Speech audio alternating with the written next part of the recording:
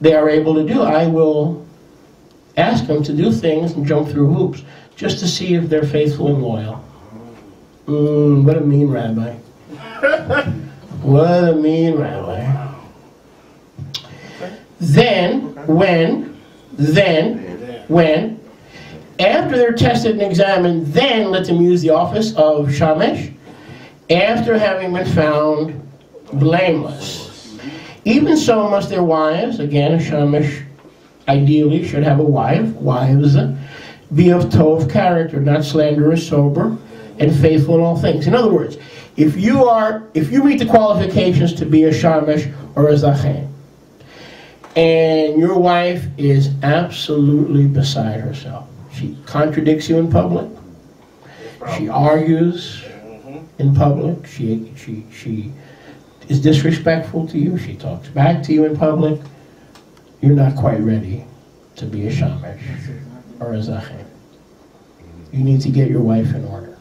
Actually, you can't get her in order. The Ruach HaKodesh, you have to wait. You have to wait a little bit for the Ruach HaKodesh to get her in order. But you don't stop being faithful.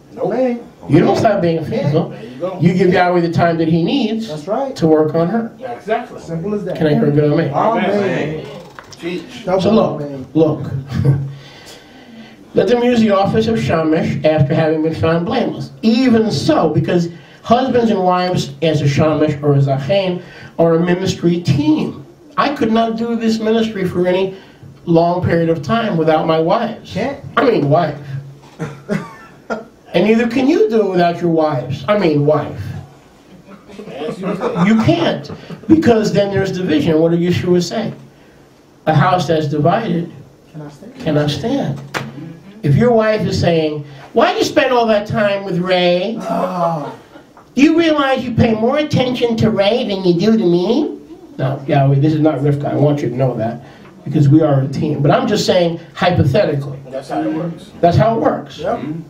Do you know that you spend more time with Daryl than you do with your own kids?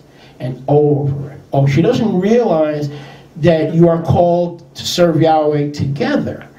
And that you spend time serving Yahweh's people together. That it's not husband versus wife vying for time.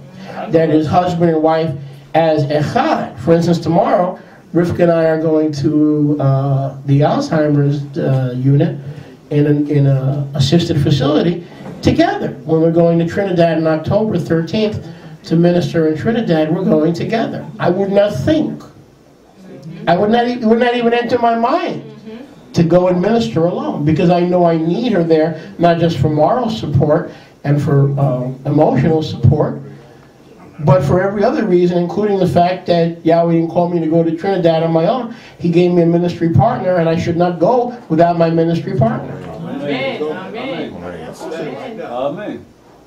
Make sense? Makes sense. So if you're a shamesh and you're a zachen, Yahweh has given you a ministry partner, and they got to be a partner, not a nudnik. I know that's If you are called to be a shamesh or a zachen, and your wife is a messianic nudnik, you're going to be taking a long walk off a short pier. very short. You're going to be going nowhere fast. Because every time you make one step in advance to be with Yahweh's people, or serve Yahweh's people, or minister to Yahweh's people, there's going to be a rope around your ankle pulling you back.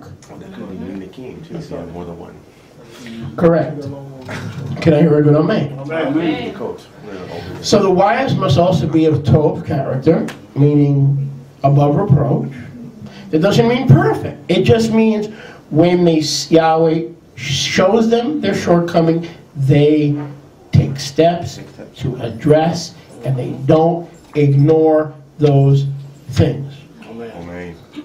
They don't see their husbands as stealing from them, but they see their husband as married or being a servant of Yahweh and a shamesh of Yahweh, a zachen of Yahweh, and thus having the dual obligation of a home life plus a life to the synagogue, to the congregation. Rivka knows that. She knew that from the first day we met. That if she's going to have a successful marriage, she's going to have to learn how to share me with the people of Yahweh. Because I'm going to be with them a lot. And that means she's going to be with them a lot. And I have to learn that, and I learned that too. So the wife cannot be opposed to the calling. She cannot be a slanderess. She can't be drunk or drunkard. She must be sober and faithful in all things. Loyal, consistent, and faithful. Because if she's loyal and consistent and faithful, she'll work with her husband and not against her husband. She has to be loyal and faithful to her husband's calling.